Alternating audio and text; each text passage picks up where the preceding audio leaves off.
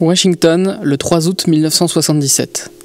Audition conjointe du comité restreint à l'intelligence et du sous-comité sur la santé et la recherche scientifique du comité des ressources humaines du Sénat des États-Unis. Amiral Turner, c'est un rapport particulièrement inquiétant que vous avez livré au Congrès et au peuple américain aujourd'hui. Certes, ces événements se sont déroulés il y a de nombreuses années, mais ce qui nous préoccupe fondamentalement ici concerne le fait que ces activités se sont déroulées dans notre pays, impliquant la perversion et la corruption de beaucoup de nos importants centres de recherche, au sein desquels certains de nos meilleurs chercheurs ont été impliqués, malgré eux, dans des projets dont ils ne connaissaient même pas les applications finales escomptées, le tout financé et parrainé par la CIA. La majorité des expérimentations a été conduite avec des citoyens américains qui ignoraient tout du fait qu'on leur administrait différentes drogues. Et il y a possiblement encore, aujourd'hui, un certain nombre de nos citoyens de la côte Est et de la côte Ouest à qui ont été administrées ces drogues, avec tous les dommages psychologiques et physiques que cela peut entraîner, qui vivent avec ces séquelles. J'aimerais avoir votre avis concernant ce type d'activité.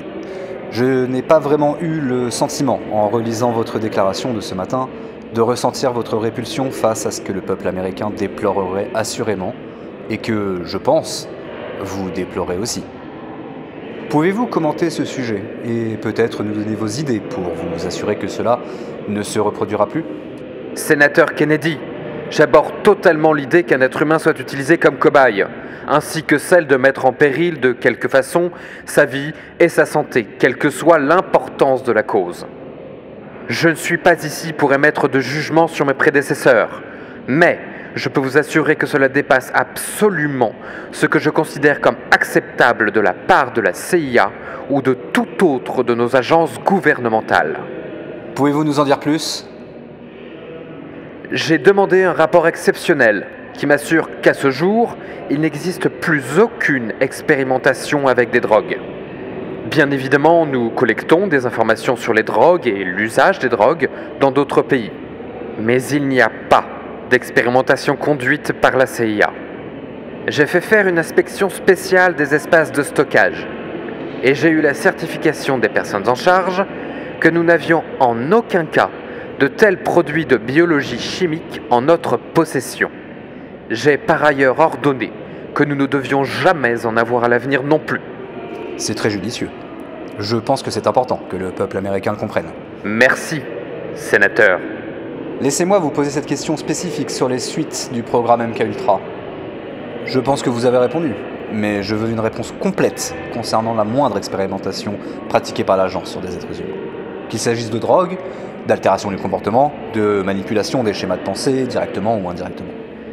Il n'y a aucune expérimentation de drogue sur des êtres humains, volontaires ou involontaires, conduite de quelque façon que ce soit.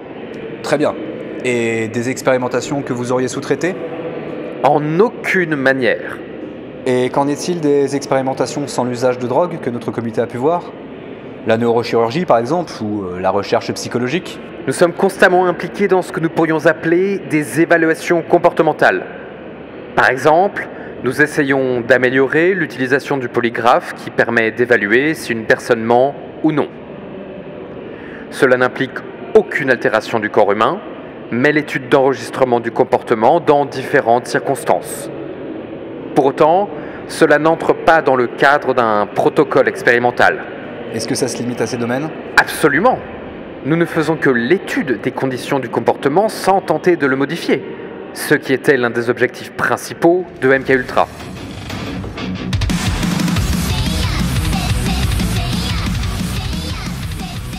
Le lavage de cerveau est une réalité. Dans les régimes totalitaires, les dictatures, mais également dans les organisations fermées telles que les sectes. Si cela suffisait déjà à nourrir de sombres fantasmes dans notre imaginaire, les révélations progressives de telles pratiques dans les pays dits « libres », avec tous les guillemets possibles, ne fera qu'accentuer le phénomène à travers les années. Manipulation mentale, humains marionnettes, amnésie profonde, changement d'identité, autant de thèmes dont la pop culture s'est emparée à partir des années 60, d'abord en littérature puis au cinéma. La révélation de l'existence du projet MKUltra dans les années 70 va doper l'utilisation de ces thèmes auprès de la culture populaire. Également appelé MK Search, Artichoke, MK Delta, MK Naomi ou Chiquit, le programme de recherche MK Ultra est créé en 1954 par la CIA afin de contrer les techniques de lavage de cerveau attribuées aux services secrets soviétiques et chinois au début de la guerre froide. MK Ultra est divisé en plus de 200 projets sur plusieurs années, impliquant des recherches sur l'usage des drogues, le sommeil, l'hypnose, les électrochocs, des tests sur les animaux et même de la magie. Oui, des magiciens ont bien travaillé pour la CIA. Cette simple information pourrait fournir une quinzaine de scénarios à un auteur sous amphétamine en l'espace d'un an, alors imaginez plusieurs décennies de pop culture et de producteurs pas toujours exigeants. Le programme MK Ultra a utilisé des cobayes humains à leur insu, en particulier concernant la prise de drogue, mais aussi des volontaires. Plusieurs d'entre eux ont par la suite témoigné, souvent positivement, de cette expérience avec une nouvelle drogue à l'époque, le LSD. Ken Kesey, l'auteur de Vol au-dessus d'un nid de coucou, le poète Allen Ginsberg ou le parolier et guitariste des Grateful Dead, Robert Hunter, se sont publiquement exprimés sur leur participation acide à MK Ultra. C'est probablement MK Ultra, par le biais de ses participants, qui a permis de populariser la consommation de LSD durant les années 60. C'est dans la continuité des événements du Watergate que le projet a été rendu public en décembre 1974 dans un article du New York Times. La CIA devra régulièrement rendre des comptes à ce sujet auprès de plusieurs commissions sénatoriales entre 1977 et 1994. Dans la précipitation du Watergate, le directeur de la CIA de l'époque décida de faire disparaître les archives concernant MK Ultra. Il n'est pas possible de mesurer l'étendue des documents détruits, ce qui ajoute un peu plus de mystère autour du programme. Car on sait peu de choses finalement. Quelques témoignages de volontaires et de beaucoup moins volontaires, ainsi que d'anciens membres de la CIA. Toutes ces personnes ne relatent pas les mêmes histoires. Il est cependant attesté que l'agence a bel et bien pratiqué des expériences sans le consentement de participants, ou avec un consentement dont on pourrait douter de la pleine adhésion, notamment lors de la prise de drogue dans des maisons closes, un lieu que l'on se vante rarement de fréquenter à moins de faire partie du milieu littéraire français. L'histoire a révélé que du côté chinois et soviétique, il n'y avait pas de tel programme de lavage de cerveau. La crainte d'une telle pratique se reflète d'ailleurs peu dans les œuvres culturelles propres au bloc de l'Est qui ne sont parvenues jusqu'ici. La pop culture, de son côté, s'est largement emparée du thème de la manipulation mentale, MK Ultra allant jusqu'à personnifier ce thème dans la fiction. Si le projet n'est pas toujours explicitement nommé, les sous-entendus, les non-dits ou les pseudonymes lui font de nombreux clins d'œil. The Manchurian Candidate, un crime dans la tête, ouvre la voie en 1962. Puis viennent Complot avec Mel Gibson, Red et Red 2, American Ultra, Pineapple Express, Au revoir à jamais, The Killing Room, la trilogie de Jason Bourne, Captain America, Un espion de trop, Mindfield, Fringe, Archer, Numbers, Blacklist, Stranger Things, Alias, Orange Mécanique, The X Files, L'Homme Terminal ou encore Les Chèvres du Pentagone. Et c'est sans compter les œuvres parodiques. Pourtant, la question de la manipulation mentale, de la mémoire effacée ou du cobaye humain nous apparaissent comme des thèmes secondaires si l'on regarde comment la pop culture évoque la CIA. L'agence gouvernementale exerce une fascination sur la fiction, nourrissant les esprits jusqu'au mythe. Une fascination qu'aucune autre agence ou aucun autre service secret de quelque nationalité que ce soit ne semble avoir sur la pop culture. CIA, Central Intelligence Agency, ou Agence centrale du renseignement. L'agence fut créée en 1947 par le président Harry Truman. Elle a officiellement pour mission de collecter et de vérifier des informations politiques, économiques, militaires, dans l'optique de protéger les États-Unis ainsi que leurs intérêts. Elle établit des partenariats avec différents groupes, organisations ou même gouvernements et assure de la bonne utilisation des renseignements collectés.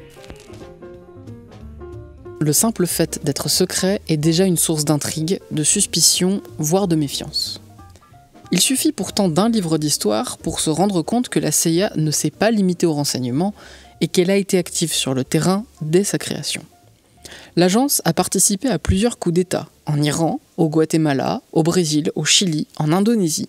Elle a tenté de faire assassiner le premier ministre congolais Patrice Lumumba, a participé à des opérations paramilitaires au Tibet, au Vietnam, au Laos, au Tchad, et a même été impliquée dans un trafic de cocaïne au Nicaragua.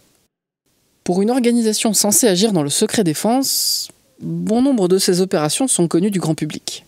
Ces actions ont été révélées au travers de commissions sénatoriales, d'articles de presse ou même de témoignages d'anciens membres de l'agence. Pourtant, la CIA est loin d'être le seul service de renseignement actif dans le monde. Le MI6 britannique, le Mossad israélien, le FSB russe, la DGSE française, le Vivac iranien, pour ne citer que, ont eu leurs influences sur la géopolitique du XXe et XXIe siècle. Famine au Biafra, espionnage industriel, enlèvement, mise sur écoute ou même assassinat, les actions ne manquent pas. Mais persiste l'ombre de la CIA. Partout, tout le temps. À tel point qu'il est possible de se demander si, inconsciemment, nous ne ferions pas de la CIA une sorte d'obsession à la source du moindre événement, comme une version contemporaine des Illuminati. Pourtant, force est de constater que la CIA est bien présente, omniprésente même, en tout cas dans la fiction. Après la Seconde Guerre mondiale, un nouveau pouvoir entre en jeu. Il existait l'armée, l'espionnage, l'économie, et désormais celui de la culture. Moins explicite dans ses intentions, le pouvoir culturel est celui de l'influence. Comment notre culture, celle que l'on exporte, que l'on donne à voir au reste du monde, va influencer les autres cultures. C'est un pouvoir qui s'impose sans force, sans hostilité, sans compétition ouverte. Le soft power était né.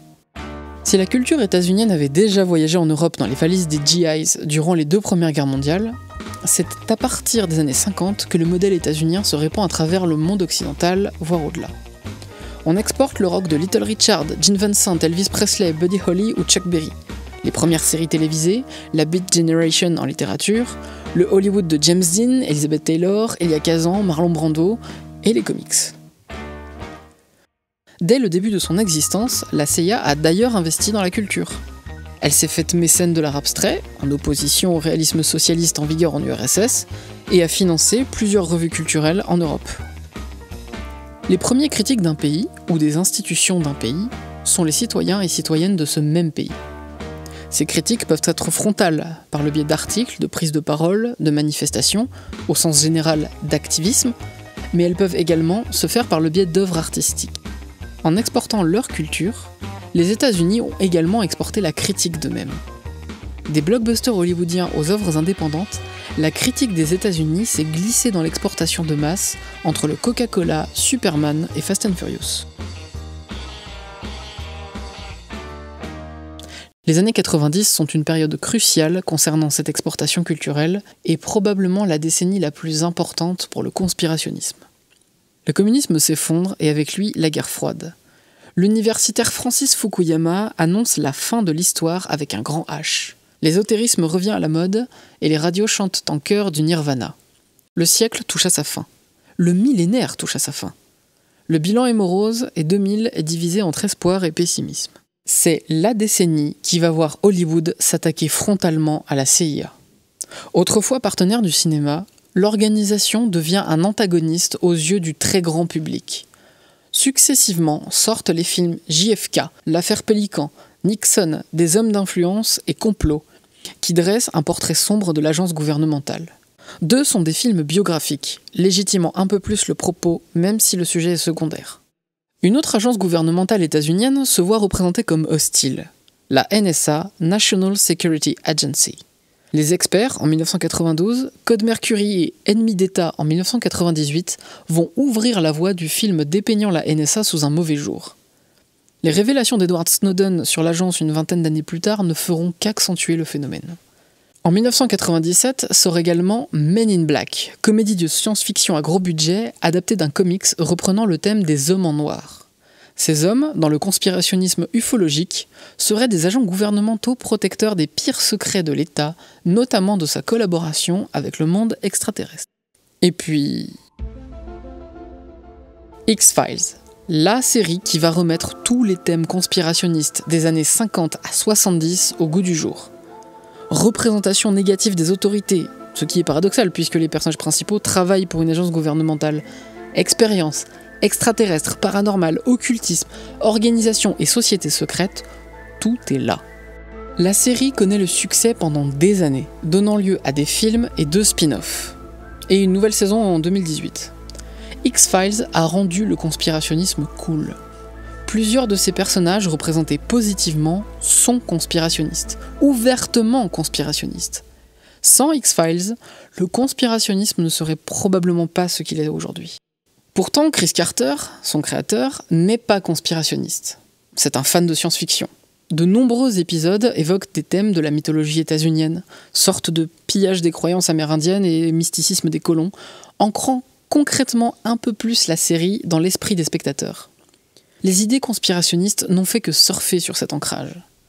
Si la série reprend des thèmes du conspirationnisme d'extrême droite, elle en rejette pourtant les idées. Son rejet de l'autorité, Chris Carter l'explique lui-même. C'est marrant, je me suis toujours vu comme un enfant du Watergate, et c'est sûrement là que j'ai dû développer mon scepticisme vis-à-vis du gouvernement. J'étais étudiant en journalisme, donc un énorme fan de Woodward et Bernstein et des autres journalistes d'investigation. Les idées vont et viennent. Elles se décantent, s'étalent et changent de forme. Les hypothèses du complot comme les légendes urbaines se modernisent et changent de contexte plus qu'elles ne se renouvellent. Les conspirations, les menaces, les sociétés et les organisations changent de nom. Les méthodes évoluent, mais le projet reste le même. Une idée peut prendre le temps, se planter dans votre esprit un jour et éclore des années plus tard. Le conspirationnisme n'est pas apparu soudainement, et l'utilisation de ces thèmes dans la pop culture n'est pas non plus un lapin sorti du chapeau. Si le premier film Tomb Raider évoque ouvertement les Illuminati, les thèmes conspirationnistes étaient déjà passés par le devant de la scène lors de la décennie précédente. Aujourd'hui, les hypothèses du complot nous paraissent omniprésentes. C'est parce que nous les voyons à travers le prisme d'Internet, des réseaux sociaux, des blogs et des plateformes vidéo. Aujourd'hui, la parole est libérée, dans le sens où tout le monde peut s'exprimer. Mais le conspirationnisme n'est pas nouveau, tant sur le fond que sur la forme. Jusqu'au début du XXe siècle, le conspirationnisme trouve sa source principalement sur le territoire européen.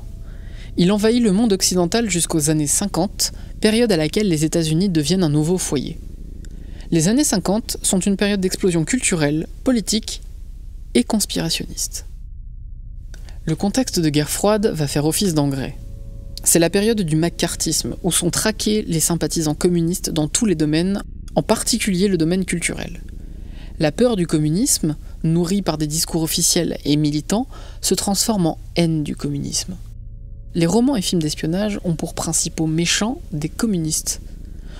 Au croisement de ces deux éléments, la figure de l'agent infiltré, parfaitement indétectable, Monsieur Tout-le-Monde, se transforme en menace invisible et pourtant palpable.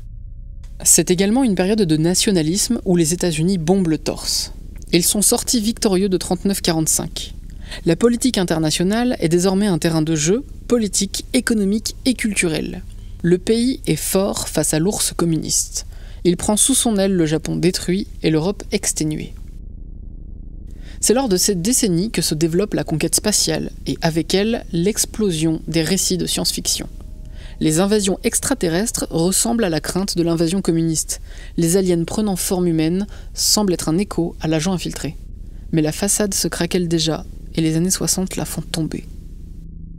Successivement, les assassinats sur le sol états-unien d'icônes populaires telles que John Kennedy en 1963 ou Sam Cooke en 1964 et l'apothéose sinistre qui donnera une sévère redescente hallucinatoire à tout le mouvement hippie en 1969 avec les meurtres atroces commis par la Family, secte hippie et suprémaciste blanche souhaitant provoquer une guerre entre les races, menée par son gourou, Charles Manson. Les États-Unis manquent à leur devoir de protection au point que même leur président peut être assassiné.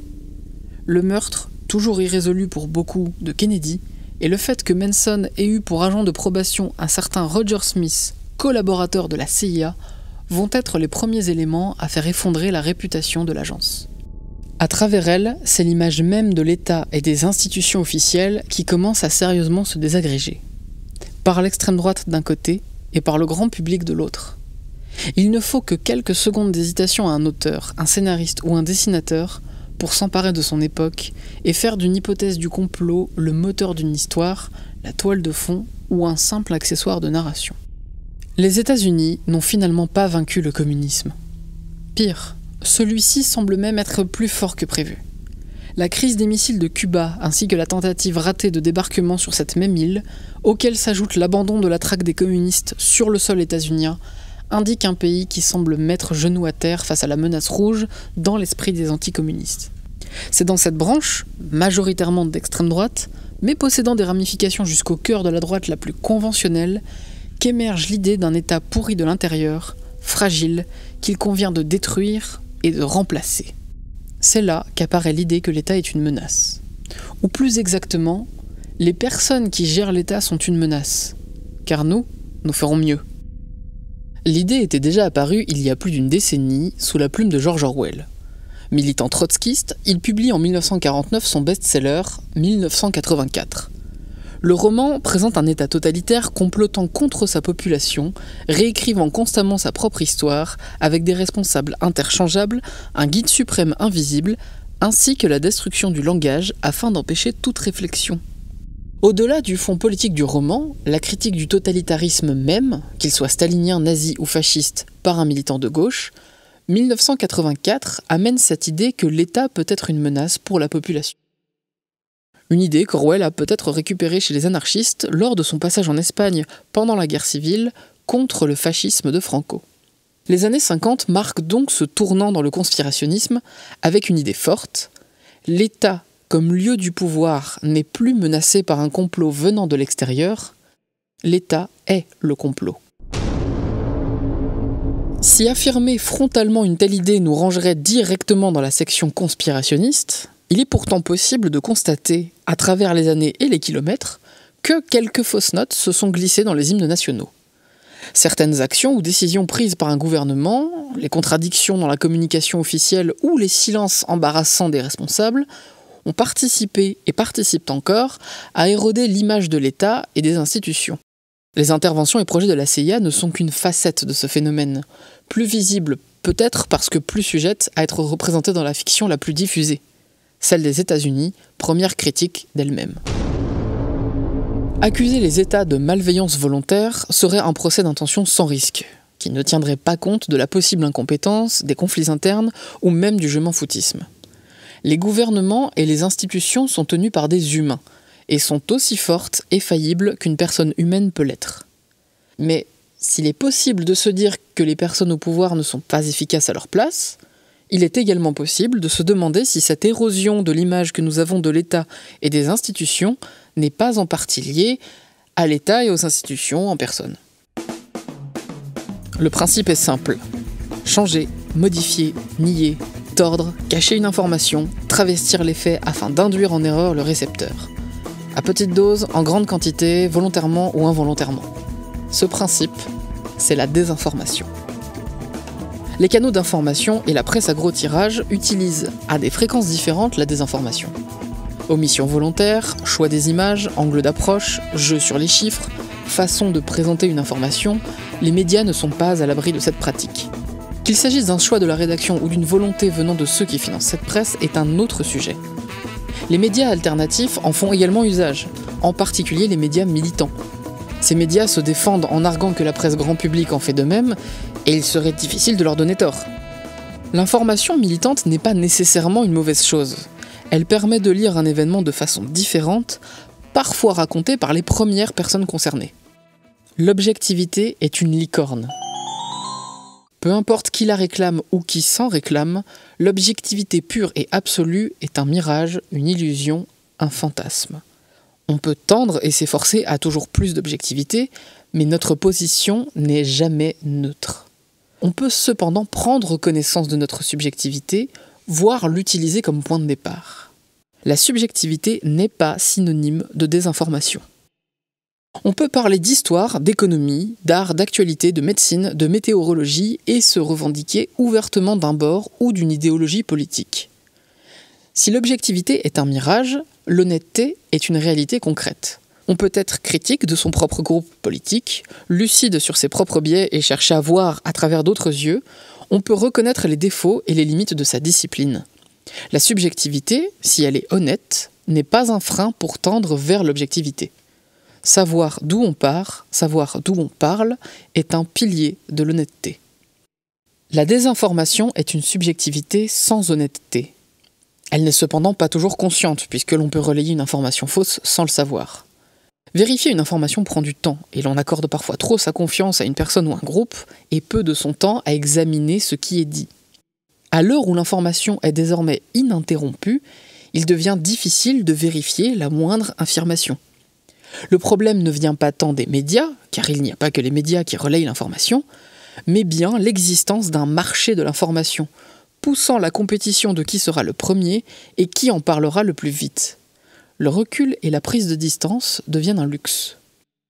La désinformation, plus qu'une pratique, est d'abord un outil.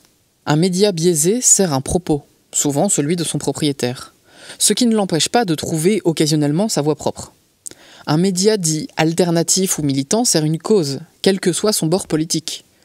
La désinformation sert également au lobby, agroalimentaires par exemple, présentant leurs produits uniquement sous un angle positif, niant la réalité du terrain, créant un mensonge en guise de slogan et finançant des recherches scientifiques allant dans leur sens. Cette même pratique a été initiée au début du XXe siècle par l'industrie du tabac. Les lobbies jouent sur des éléments de langage, tournent les faits en leur faveur et dans certains cas vont jusqu'à faire pression sur les décisions politiques. La désinformation manipule les consciences. Un peu comme MKUltra finalement. Si la désinformation est décriée de toutes parts, chacun pointant du doigt la désinformation des autres, elle est tout particulièrement reprochée au conspirationnisme. Mais l'État, lui aussi, pratique la désinformation. Pas tel ou tel pays. L'institution même de l'État ne peut tenir sans un recours récurrent ou occasionnel à la désinformation. Dans ses discours officiels contredisant une politique de terrain, dans ses non-dits, dans sa langue alambiquée et tortueuse pour faciliter toutes les pirouettes possibles durant les interviews, pour justifier ses échanges commerciaux avec des pays ou des organisations contraires à ses valeurs, l'État ne peut assurer son existence sans une part de désinformation. Cette désinformation n'est pas forcément constante, mais elle est bien réelle, à des degrés très différents. Même à petite dose, la désinformation d'État apporte de l'eau au moulin de ses détracteurs et du conspirationnisme. Et si l'incompétence, l'absence de réponse, les erreurs de l'État nourrissent les hypothèses conspirationnistes, certains gouvernements ont explicitement recours à des hypothèses du complot. Il n'est pas question des partis ou nations qui se dédouanent lâchement de leur absence d'action en rejetant la faute sur l'Union européenne, l'ONU, l'opposition, la bourse, le cabinet noir, ma grand-mère. Les régimes autoritaires, profitant des sentiments de paranoïa et de peur qu'ils ont souvent créés, désignent volontiers des ennemis invisibles. La guerre froide était aussi faite de communistes infiltrés aux États-Unis et d'agents du capitalisme cherchant à renverser l'URSS. La dénonciation d'un ennemi invisible est un instrument politique. Et quoi de plus facile que de faire croire que l'on combat efficacement un ennemi invisible si personne ne peut voir l'ennemi en question ? Dans sa dénonciation du terrorisme, un État peut adopter un discours similaire au discours conspirationniste, légitimant dans l'inconscient populaire un mécanisme de pensée. Si le terrorisme est une réalité, la façon d'en parler est un indicateur des volontés politiques. La façon de désigner un terroriste est également un indicateur de la volonté politique. Les nazis qualifiaient la résistance de terrorisme. Les sciences ne sont pas épargnées par la désinformation. Bien au-delà des institutions scientifiques, les débats autour de questions de physique ou de médecine sont connus et font régulièrement l'objet de débats et de tribunes dans la presse et les réseaux sociaux. D'autres sciences, les sciences humaines par exemple, sont moins sujettes à la médiatisation. Elles n'en sont pas moins des disciplines touchées par la désinformation. L'histoire est pourtant un véritable champ de bataille. Si les historiens et historiennes étalent les preuves, il reste parfois une part de spéculation, de supposition, d'hypothèse, même appuyée. La simple existence encore aujourd'hui des archéologues s'explique par l'absence de consensus sur les origines de la civilisation. Préhistoire, égyptologie, tous ces domaines font l'objet de recherches et de discussions constantes. C'est en partie cette instabilité, comme certains la qualifient, qui permet à la science historique d'avancer. Mais l'histoire peut servir d'outil, voire d'arme politique. Glorification du passé à outrance, approximation, mythe de la fin de l'histoire, idolâtrie de figures historiques, négation du contexte social ou économique, héroïsation, invisibilisation, exagération, autant de torsions, de coups de gomme et de caricatures infligées à l'histoire dans le but de galvaniser une foule, de créer une identité factice ou de jeter l'opprobre sur un autre groupe. La Rome antique se servait déjà de la réécriture historique pour s'inscrire dans l'héritage de Troie, et ainsi s'opposer publiquement aux cités grecques tout en nourrissant sa propre mythologie. La déformation de l'histoire n'est pas uniquement le fait d'idéologies ou de groupes d'extrême droite. Elle est pratiquée jusqu'aux institutions. Cette réécriture de l'histoire à des fins nationalistes, ou si vous voulez atténuer le mot sans changer le contenu, des fins patriotiques, s'appelle le roman national. De la dictature fasciste à la démocratie contemporaine, le roman national est une réalité.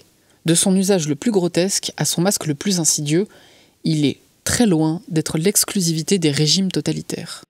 L'utilisation du roman national est tout sauf anodine. Et peu importe quel bord politique en fait usage, il est toujours proche d'une forme de nationalisme. Les discours nationalistes, de gauche comme de droite, faisant la promesse d'un État fort et efficace, nourrissent la frustration au sein de la population lorsque ce même État ne remplit pas le rôle qu'il s'était attribué. Se défaussant en évoquant la responsabilité de chacun et chacune concernant sa propre situation ne fonctionne pas entièrement. Et l'État devient faillible, l'État devient faillite. Les attentats terroristes mettent également à mal l'image d'un État fort, en particulier lorsque celui-ci adopte un discours nationaliste musclé, implantant l'idée d'une forme d'invincibilité. La réponse au terrorisme domestique est d'ailleurs la plupart du temps une réponse miroir, faite de force et de violence, d'intransigeance et de radicalité. Sauf s'il s'agit de terrorisme d'extrême droite, là on parle d'un acte isolé. Évoquer la menace invisible et omniprésente, annoncer sous les applaudissements une surveillance permanente de tout et de tous, investir plus dans la punition que dans la prévention, la surenchère du discours sécuritaire, pour ne pas dire guerrier, comme une promesse de feu, autant d'éléments similaires au discours paranoïde qui font les hypothèses du complot. On peut se sentir rassuré par de telles mesures ou une formulation musclée, mais le sang appelle le sang, et les réponses féroces au terrorisme ont souvent l'effet inverse, celui d'inciter des personnes à rejoindre ou soutenir ce même terrorisme. J'ai toujours dit, moi, celui qui vit par l'épée finit toujours par la recevoir dans le cul. L'État peut se proclamer surpuissant et bomber le torse. L'histoire nous montre que tous les nationalismes ont fini par échouer, s'effondrer ou être renversés. Pourtant, le conspirationnisme et le patriotisme s'accrochent à cette idée que l'État peut encore protéger, résoudre ou remplir le rôle qu'il lui attribue. Vient alors cette idée que ce n'est pas tout à fait l'État le complot, mais celles et ceux qui l'occupent. Le problème n'est plus véritablement l'État, mais qui le dirige. On soutient alors un autre discours, celui pourtant déjà utilisé, qui nous promet un État fort, plus fort que force, parce que nous ne sommes pas eux. Nous ferons mieux. Un discours qui bande les muscles, un discours totalitaire. Le conspirationnisme conserve une forme de nationalisme inconscient, parfois même raciste, avec la notion d'inside job, le fameux travail interne. Lorsqu'un attentat est commis dans les limites du pays, en plein cœur de notre vie quotidienne, l'idée d'une violation extérieure par des agents de l'étranger devient impensable, impossible. Comme une bouée de sauvetage mental, l'esprit conspirationniste préfère s'imaginer un État fort, se frappant lui-même en plein cœur, hypothèse plus acceptable pour expliquer l'inexplicable. Thierry Meyssan, figure du conspirationnisme francophone, disait des attentats du 11 septembre 2001 que l'idée qu'un groupuscule d'une vingtaine de fanatiques puisse infliger de telles pertes aux pays les plus puissants du monde est digne d'une bande dessinée US. Si tel était le cas, les armées classiques ne seraient plus d'aucune utilité. À partir du XXe siècle, la puissance des États européens semble s'émousser, perdre de sa superbe. Des critiques se dressent ici et là contre une menace invisible. La menace est plus un phénomène. Pas vraiment une entité, mais quelque chose d'omniprésent. Un phénomène qui ressemble à certaines craintes conspirationnistes. Invisible, mais bien présent. Insaisissable, mais bien actif.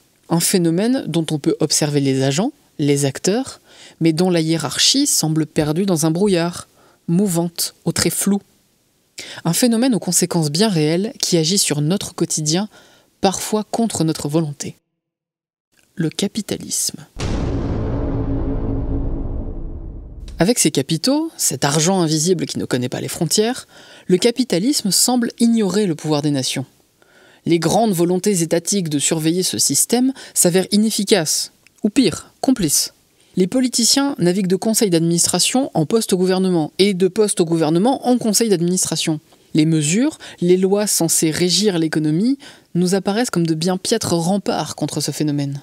Même derrière les discours nationalistes, il y a une main qui salue ce système économique, nourrissant un peu plus le ressentiment des poussées nationalistes qui fièvrent les populations. car le totalitarisme n'est pas incompatible avec le capitalisme. Les grands patrons, les multinationales, ou du moins les grandes entreprises, se sont toujours accommodés des régimes autoritaires, voire même fascistes. C'est en partie parce que le patronat a collaboré avec le Troisième Reich en France que le Conseil national de la résistance, fait de républicains, de communistes et d'anarchistes, ont pu négocier des mesures qui auraient fait enrager ce même patronat. Le suffrage universel, la nationalisation des biens et des services ou encore la sécurité sociale se sont faites parce que le patronat, complice du nazisme, se devait de faire profil bas, au moins pendant quelque temps. Capitalisme et fascisme sont loin d'être incompatibles. L'histoire en est témoin. Le discours nationaliste devient alors une façade visant à galvaniser la foule en lui accordant un bien commun, la nation. Cette notion immatérielle et abstraite dont on peut se saisir comme on le souhaite sans réalité physique. Les figures porteuses du discours nationaliste sont d'ailleurs principalement issues des classes moyennes supérieures ou même de la bourgeoisie. Marine Le Pen en France, Boris Johnson et Jacob Rees-Mogg en Grande-Bretagne, Donald Trump aux États-Unis, Alexander Gauland en Allemagne ou encore Viktor Orban en Hongrie. Inconsciemment, l'association du capitalisme et du fascisme n'est pas si surprenante. Nombre de totalitarismes de fiction s'accompagnent d'une vision cauchemardesque de l'industrie.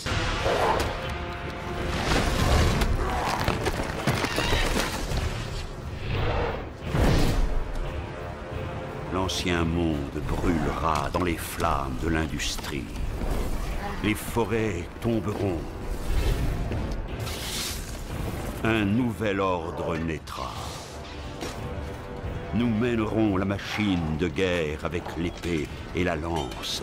Dans son rejet de l'État et des institutions, de l'officiel et de la politique, on est en droit de croire que les conspirationnistes fuient la politique et encore plus le pouvoir. Ce n'est pas le cas. Il y a bien sûr des gouvernements ouvertement antisémites, comme la France de Vichy, qui attirent dans leur orbite des conspirationnistes légitimés par la loi. Changer antisémite par un autre racisme ne modifie pas grand-chose à la configuration. Certains conspirationnistes se retrouvent dans les arcanes du pouvoir. Jacques Ploncart-d'Assac, figure de l'extrême droite, de l'antisémitisme et de l'antimaçonnisme, était conseiller du dictateur fasciste portugais Salazar. François Asselineau, candidat à la présidentielle et ancien haut fonctionnaire, répète dans ses discours que le premier président du Conseil européen est un ancien militant nazi. Le dictateur Idi Amin Dada avait le protocole des sages de Sion pour livre de chevet, et d'autres leaders du XXe siècle l'ont également cité. Plus récemment, les présidents brésiliens et états-uniens, Jair Bolsonaro et Donald Trump, relayent des hypothèses du complot en provenance de l'extrême droite. Une extrême droite qui constitue un pilier essentiel de leur électorat.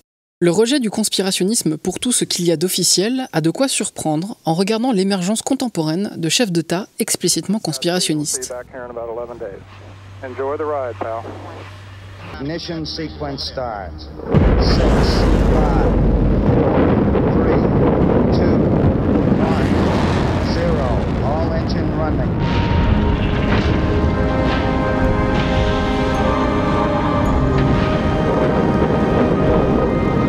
Liftoff. We have a liftoff. 32 minutes past the hour.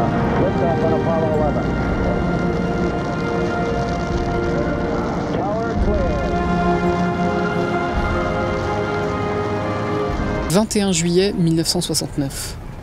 Les télévisions du monde entier sont rivées sur un même programme. On a veillé jusqu'à 4h du matin pour y assister. Mais la promesse est à la hauteur. La mission Apollo 11, avec 3 astronautes à son bord, se pose pour la toute première fois sur la Lune. Un astronaute, scaphandre luisant cachant tout son visage, combinaison épaisse, en sort. Il prononce quelques mots qui appartiennent désormais à l'histoire. It's one small step for man, one giant leap for mankind. Oh, that looks beautiful. Le monde entier est stupéfait par la prouesse technique. La guerre spatiale entre États-Unis et URSS vient d'être gagnée par l'Ouest.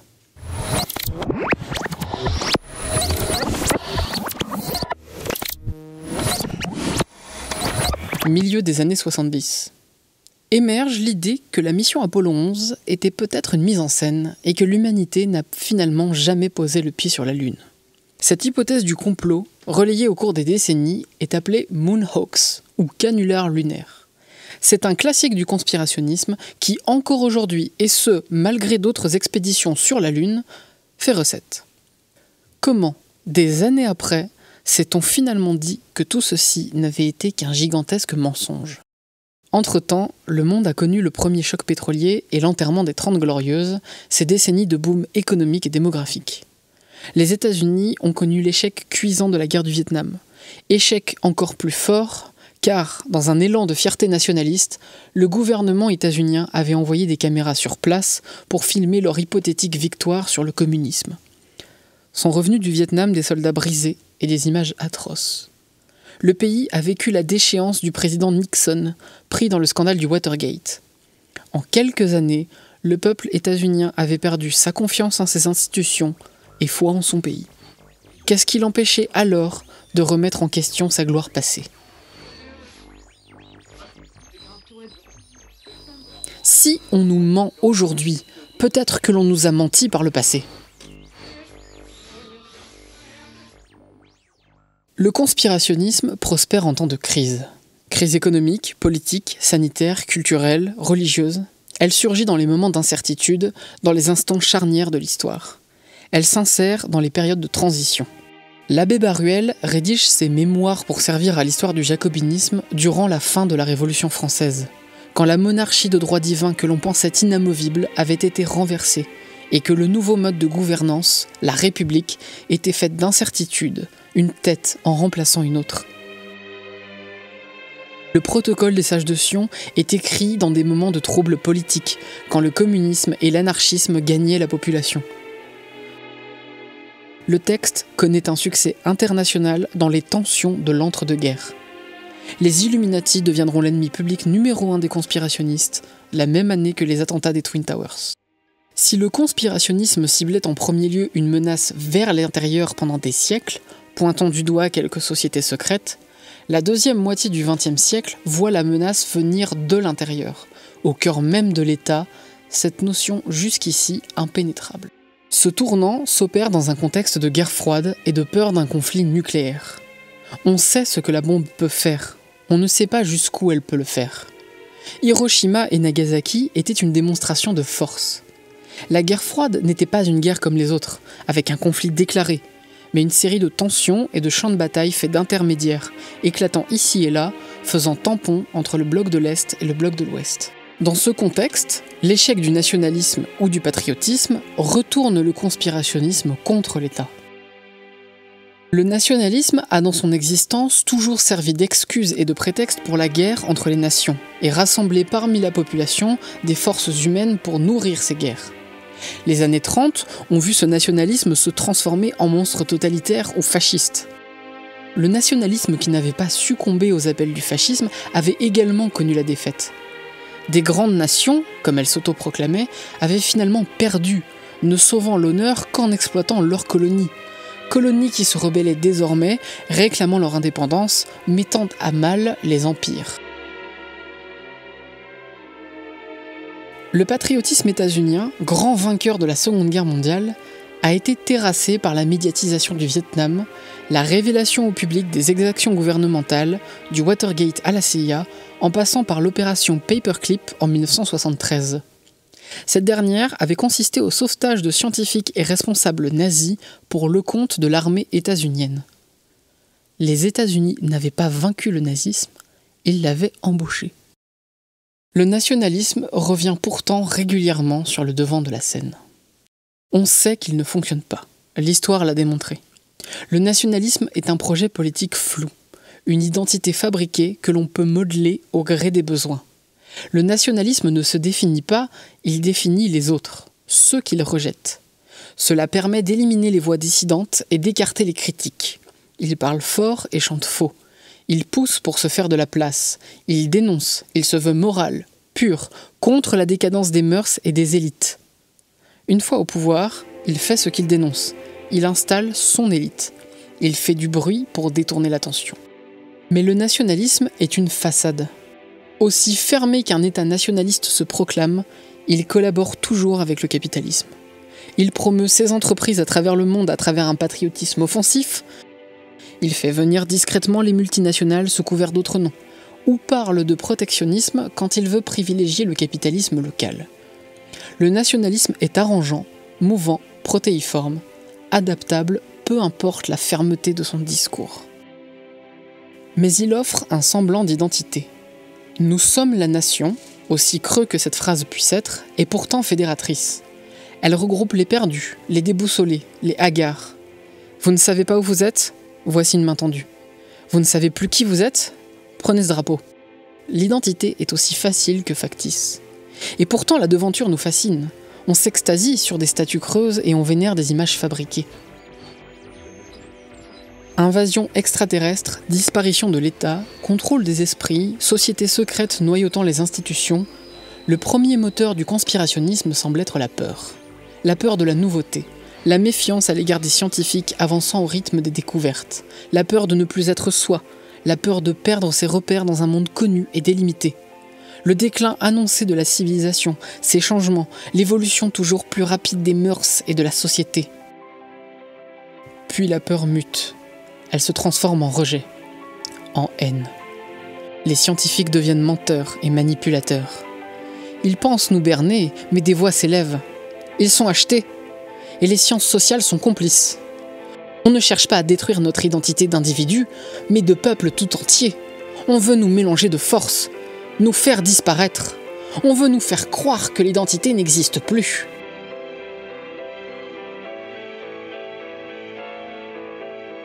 Comment haïr l'invisible ? Insulter une ombre ou une entité fictive permet d'éviter les procès en diffamation. Vous pouvez raconter toutes les horreurs sur les Illuminati sans risquer la moindre poursuite.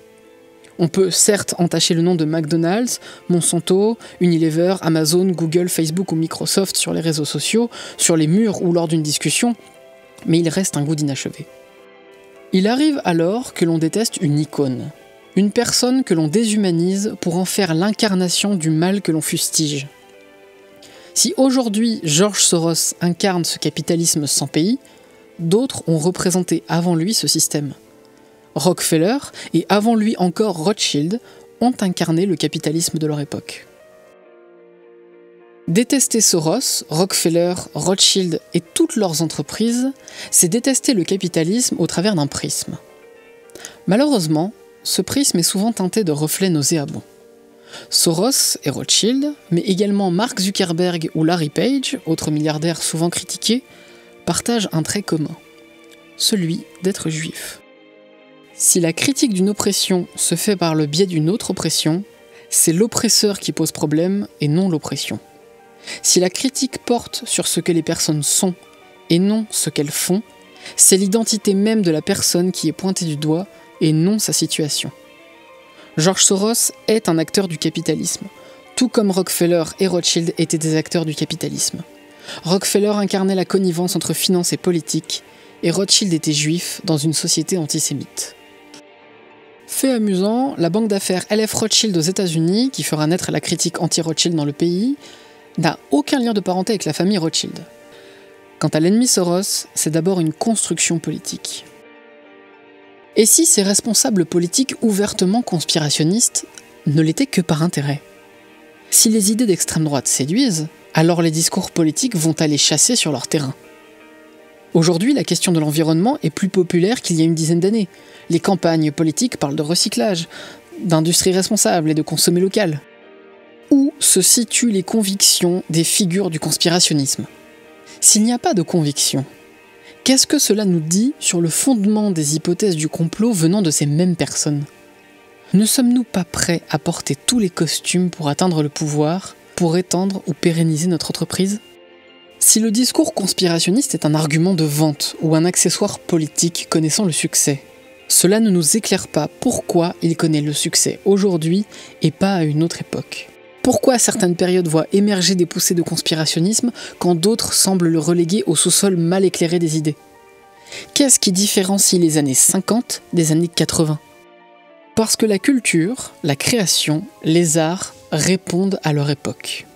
Les périodes de crise sont également des périodes de remous auprès du cinéma, de la littérature, de la musique, du dessin ou de toute autre forme d'art. Mais aussi parce que le vécu des créateurs et créatrices se retrouve dans leurs œuvres. Chris Carter ne rejette pas l'autorité par conspirationnisme, mais parce qu'il a vu dans sa jeunesse les failles et les abus de cette même autorité. Pendant des décennies, les idées conspirationnistes, en dehors de l'antisémitisme, naviguaient dans des limbes de bouche à oreille et de publications auprès d'un public réduit. On avait entendu parler de ces hypothèses sans vraiment les connaître. L'imaginaire conspirationniste puisait dans l'imaginaire de la culture populaire. Puis, la pop culture a puisé en retour dans l'imaginaire conspirationniste. Concernant les Illuminati, cette inversion a eu lieu progressivement, passant d'un livre à un jeu à une production hollywoodienne en l'espace de 30 ans. Le conspirationnisme s'est senti légitimé quand il s'est vu ou qu'il a vu ces thèmes représentés dans la pop culture. Cette dernière n'est pas militante sur le sujet. Elle répondait à son époque comme l'ont toujours fait les artistes. Elle est politique sans être militante. Il arrive aussi qu'un scénariste pas toujours inspiré emprunte quelques idées dans les recoins perdus de l'underground idéologique en espérant que personne ne verra rien. Mais il connaît le succès et fait sortir son inspiration des catacombes. Au même titre que les courants musicaux n'apparaissent pas miraculeusement, s'inspirant des scènes locales, de formations méconnues et d'artistes plus célèbres, le conspirationnisme évolue de manière similaire. Une hypothèse du complot est souvent obscure avant d'être partagée à un plus grand nombre. Si l'hypothèse du Moon Hoax est aujourd'hui un élément de culture populaire internationale tant il a servi d'œuvre jusqu'aux parodies, combien savent que la première élaboration de cette hypothèse est un ouvrage de Bill Kaysing intitulé « We Never Went to the Moon ». Nous ne sommes jamais allés sur la Lune. Combien ont lu Gary Allen, l'abbé Baruel, les protocoles? Une idée peut se populariser par le bouche à oreille, les réseaux sociaux ou par l'édition de publications. Mais la pop culture reste un médium plus important encore, quand bien même elle véhicule l'image d'une idée plus que son idée même. Le conspirationnisme se propage en temps de crise, le nationalisme prospère en temps de crise identitaire. Crise identitaire à laquelle il participe, car le nationalisme propose une réponse vide à une question qu'il a lui-même posée. C'est une bouée de sauvetage percée qui coule lorsqu'on s'y agrippe. Les refuges en période de crise sont nombreux, mais beaucoup sont piégés. Il serait cependant prétentieux de juger les comportements des autres avec le confort qui est le nôtre, là, maintenant, celui de pouvoir prendre du recul. En pleine tempête, on s'accroche à ce que l'on trouve en premier.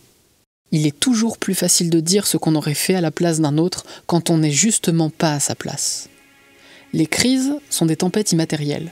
On ne peut donc se raccrocher qu'à des éléments immatériels pour tenir pendant cette tempête. Les accroches sont nombreuses.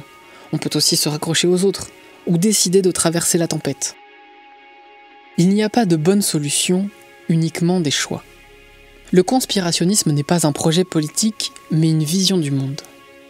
Peut-être une philosophie. Il offre des réponses rapides et faciles. Et il les offre pour tout. Une question, une réponse. Son immédiateté et sa puissance rassurent autant qu'elle fascine. Et quand on se sent le porteur de tout cela, il peut y avoir quelque chose de grisant, de glorifiant presque. Le conspirationnisme apparaît à la fin du XVIIIe siècle comme une conclusion à la Révolution française. La période est trouble et la crise politique s'attarde. Un terrain fertile pour les hypothèses du complot. Mais à l'époque, une autre idée commence également à faire sa place. Dans le sillon des Lumières et du renouveau des sciences naturelles, lentement, s'immisce l'idée que ce qu'on expliquait simplement jusqu'ici était fait de rouages plus complexes. Que certains phénomènes magiques avaient une explication plus rationnelle. Que, peut-être, Dieu n'existait pas. On perdait alors plus qu'une bouée, mais le phare tout entier. Et l'humanité, voyant l'obscurité arriver, s'est réfugiée là où elle a pu.